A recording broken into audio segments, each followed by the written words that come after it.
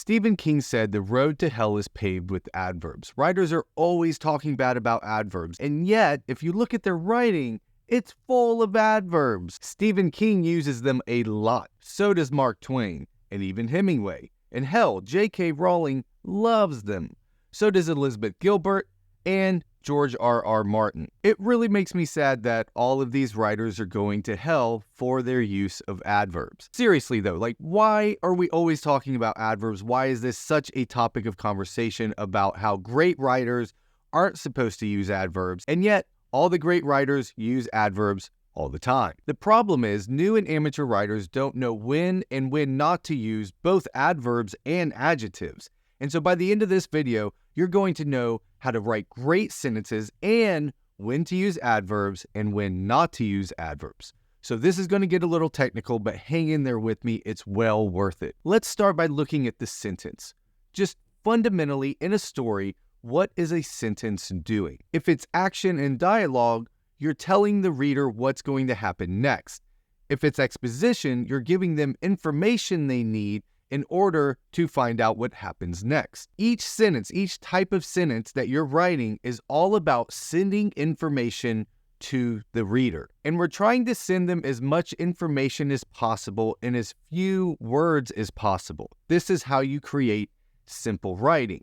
And so when you're writing, you don't want to choose 3 words when 1 will do. You also don't want to choose 2 words when 1 will do.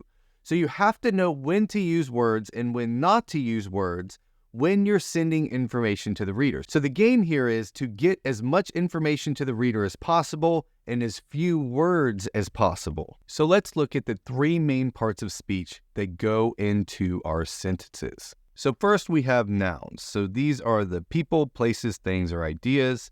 Then we have verbs, which describe actions, states, or occurrences. And then finally we have descriptors.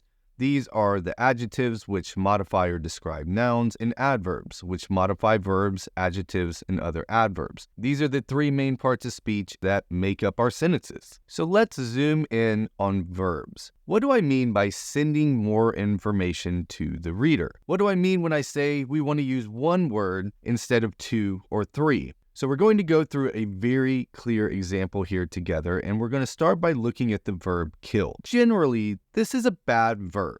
Sure, it lets me know that something's life was ended, right? That's pretty much all we know, but it's very, very vague. We don't know anything about the killing. How did the killing happen? Is the killing a good or a bad thing? Was there an instrument used in this killing? Was it an accident? It's not sending a lot of information to the reader. So what are some other words that we could use for killed that would give more information to the reader? We could use a word like assassinated, or slaughtered, or euthanized, or executed.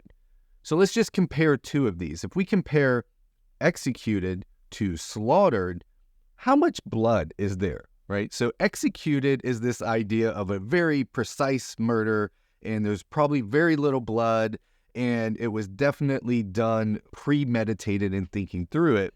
Where slaughtered gives this connotation that it happened all of a sudden, it was very brutal, it was very bloody. And you can do the same thing with looking at euthanized versus slaughtered.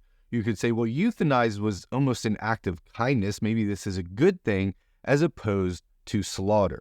Okay, so let's take this word killed, this bad verb, and we're going to put it in the context of a sentence. The woman killed the dog. Okay, so try to picture this.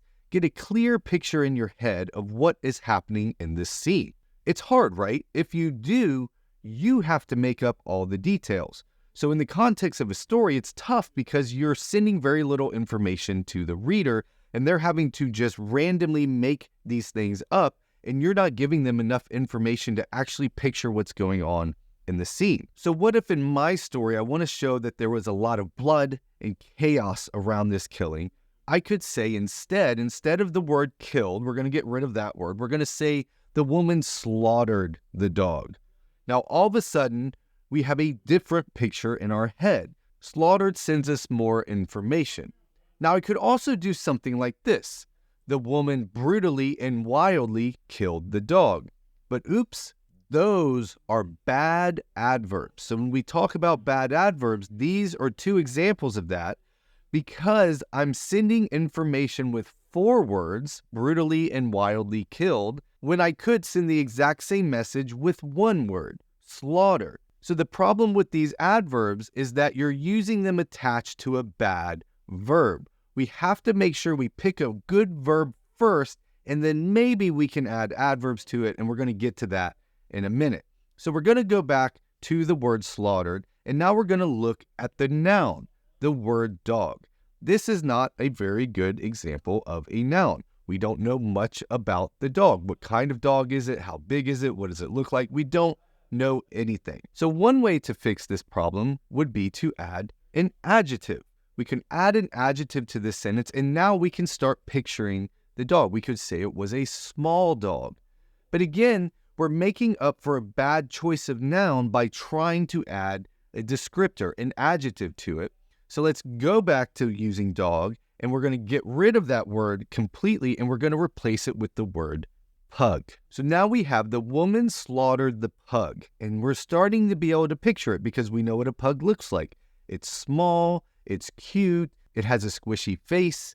So we can start building this image in our head that is much more clear than just using the word dog. And again, we get more information into that one word dog by using the word pug. Now, what if we want to tell a little bit more information about this pug? We wouldn't add small into it because we already know the dog is small, so we would be doubling up on the same information. So we don't need that word. We don't need the word cute in here because we already know pugs, of course, are cute.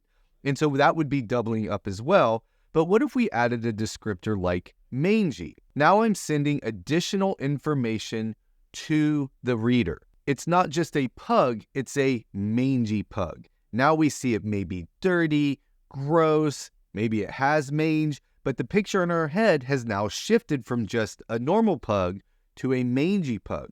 So now I'm allowed to add a descriptor because that's sending new information to the reader that I can't put in the noun. We've got one more bad noun in this sentence, and we've got to look at it and deal with it. The woman slaughtered the mangy pug.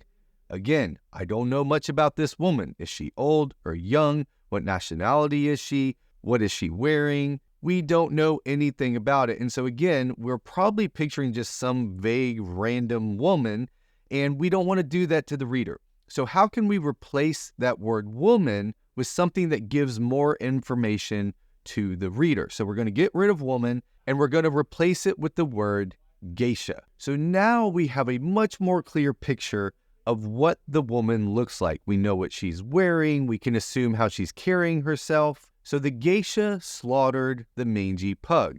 But again, what if I wanted to add extra information to this sentence to give us more information? Now it has to be new information. So we're going to add the word deranged. The deranged geisha slaughtered the mangy pug. So now we know even more information about the woman that slaughtered the mangy pug. We can both picture her and add some description to her as well of what she might look like and how she might be carrying herself with that word deranged. So now let's go all the way back to that first sentence. The woman killed the dog, and compare it to this sentence.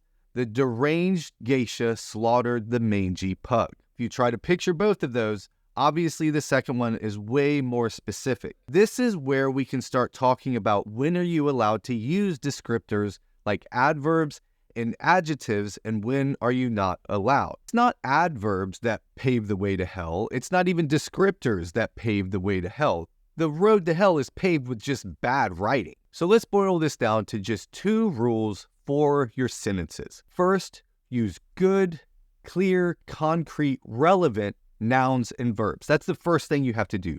Pick great nouns and verbs that give lots of information to the reader. And FYI, one of the things this is going to help you do is avoid info dumping and giving too much exposition to your reader, because if you can learn how to write great action and dialogue sentences that have these kind of nouns and verbs and descriptors in them, then you're going to be able to cut down on your exposition because you won't have to describe it all because you're using good nouns and verbs. So that's the first rule, is make sure you pick good, clear, concrete, relevant nouns and verbs. And then, and only then, this is the rule number 2, If you need to give more information to the reader that you can't get into the noun and the verbs, now you're allowed to add descriptors. You can add your adverbs and your adjectives, but only if you're giving good, clear, relevant, new information that you can't get from the noun and the verb. So if you just make these